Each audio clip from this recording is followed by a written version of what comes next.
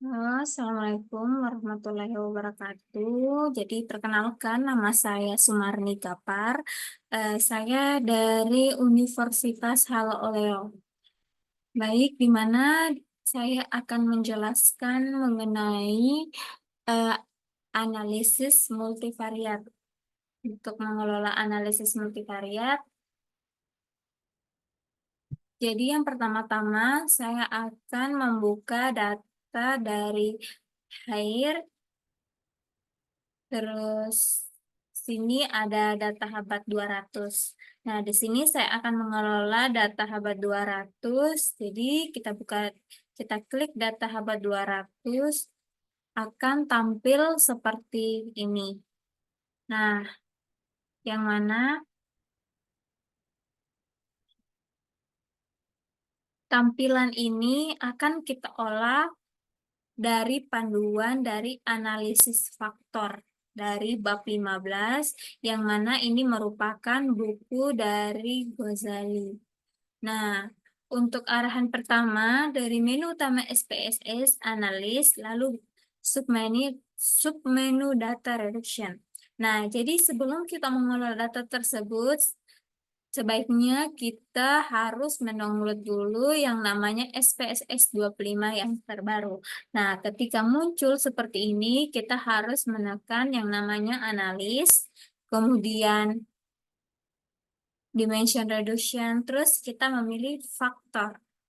Nah, dari faktor ini kita harus mengelola data dari X6 sampai X18.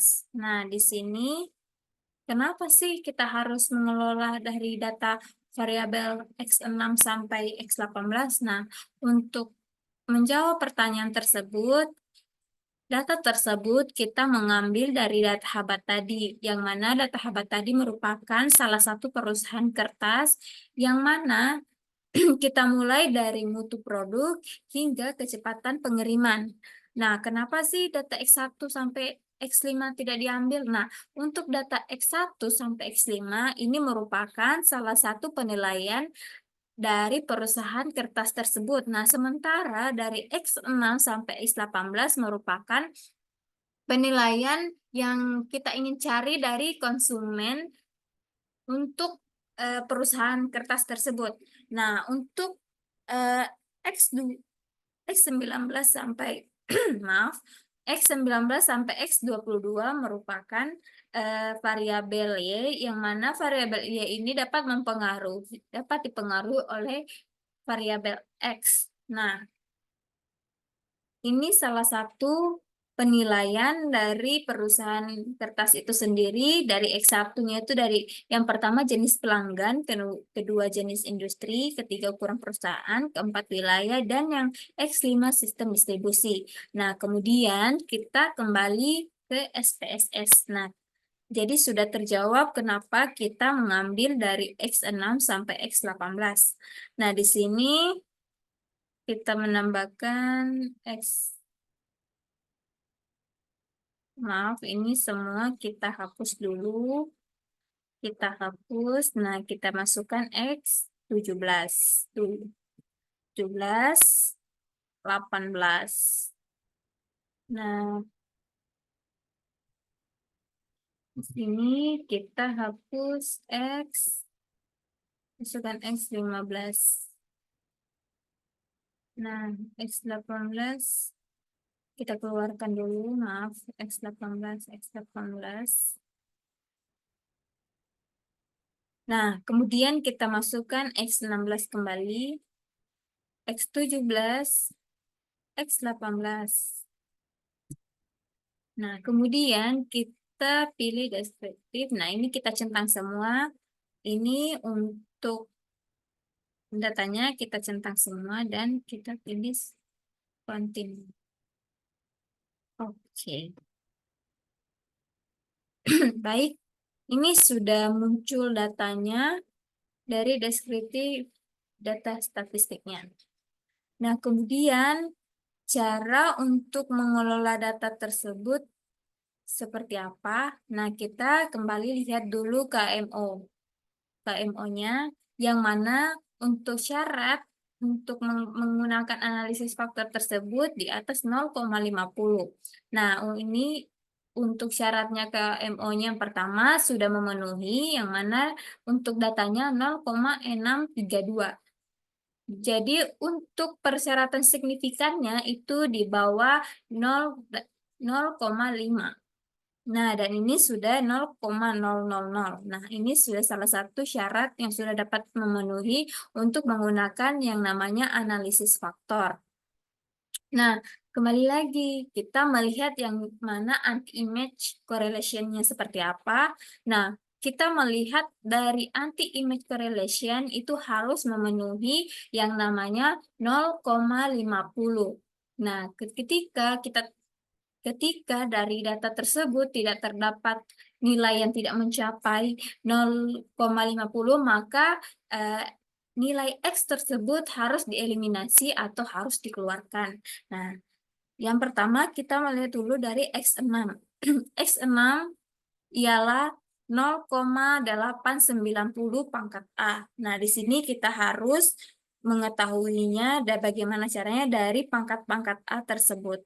Nah, ini pangkat A, pangkat A, pangkat A. Nah, ini dari segi pangkat A-nya kita harus mencari data di bawah 0,50. Ketika data tersebut kurang dari 0,50, maka data itu harus kita keluarkan. Nah, kembali lagi di sini X6. Untuk X6 itu ada 890 atau bisa dikatakan 0,890 pangkat A. Nah, untuk 0,890 pangkat A ini sudah mencangkup atau sudah memenuhi syarat dari KMO-nya tadi. Nah, yang kedua dari X7 0,68. Nah, sudah mencapai X8 0,517 sudah mencapai 0, X9 9,939 sudah mencapai, X10 sudah mencapai. Nah, di sini kita melihat bahwasannya dari X11 itu tidak mencapai yang namanya 0,50. Dan ini hanya mendapat kisaran 0,465A saja. Nah, ini kita tandai X11. Nah, kembali lagi X12 6,31 sudah mencukupi, 9,12 sudah mencukupi, 0,5, maaf, 0,57, 0,38 sudah mencukupi, 5,7 sudah mencukupi, terus 0,929 sudah mencukupi. Nah, ini ada variabel X11 yang maaf, bukan X11, X17. Untuk X17 tadi dengan X11 kita melihat yang mana yang paling jauh dari 0,50. Nah, kita mendapatkan bahwasannya 0,50 yang paling jauh ialah 0,419 pangkat A.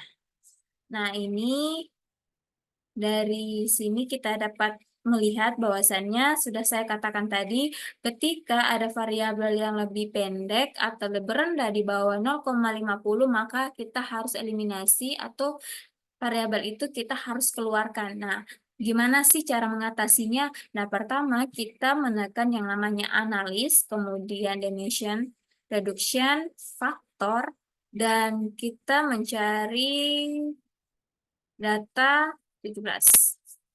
Oke, ini kita keluarkan. Kita oke. Nah, di sini sudah tidak terdapat data X17. Maka dari itu kita harus mencari kembali. Kita harus mengecek apakah semua dari data anti-image correlation ini sudah mencapai di atas atau max standar dari 0,50. Ini kita lihat X6-nya 6828, terus ini 5, 5, 14, 7, 6, 2, 7, 7, 7, 4, 6, 5, 5, 6, 8, 2, 6, 8, 2, terus 5, 3, 3, 5, 6, 1, 8, 5, 5, dan 7, 1, 1. Nah, ini sudah kita lihat bahwasannya dari anti-image correlation ini sudah memenuhi syarat di atas 0,550. Nah, kembali lagi kita melihat yang namanya komunitasnya. Oke, kita melihat untuk komunitasnya dari data ini, kembali lagi kita mengingat harus memenuhi syarat KMO-nya tadi 0,50 dan untuk faktornya, interaction-nya, ini dari X6 sampai X14 ini sudah kita lihat bahwasannya ini salah satu syarat yang sudah memenuhi persyaratan dari 0,50 tadi. Nah, yang tidak memenuhi syarat tadi ialah dari X15 yang mana untuk extraction-nya itu hanya terdapat 1, 2, 3 saja. Nah, maka dari itu ini dapat kita eliminasi atau variabel X15 harus kita keluarkan. Nah, untuk cara mengeluarkannya kita tekan analis, kemudian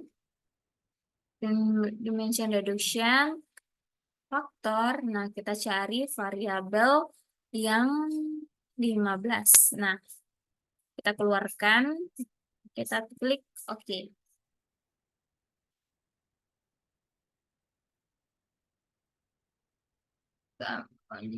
Oke, tadi ini.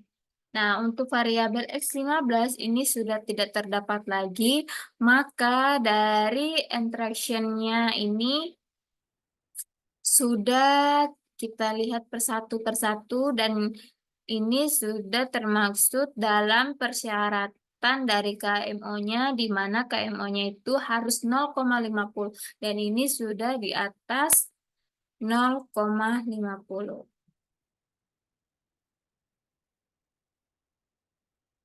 Nah, kita melihat lagi dari komponennya, komponen dari faktor 1, 2, 3, dan 4, kita melihat yang mana sih yang mendominasi dari faktor 1, faktor 2, faktor 3, faktor 4.